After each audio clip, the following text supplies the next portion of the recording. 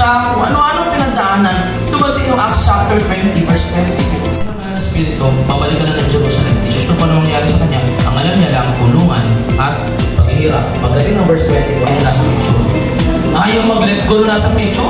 Subukan ko i-end. But my life is worth nothing. Hindi naman niya sinabi that my life worth nothing. Pakibalik ko nga sa una.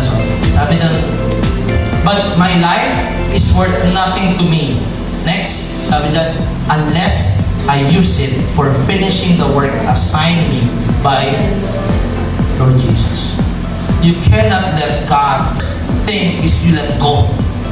Kasi pag hindi mo kayang mag-let go, hindi mo kayang hayaan si Lord.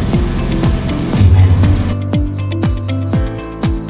But my life is worth nothing to me unless I use it for finishing the work assigned me by the Lord Jesus. Next. Yan. The work of telling others the good news about the wonderful grace of God. And lastly, you have to let it out.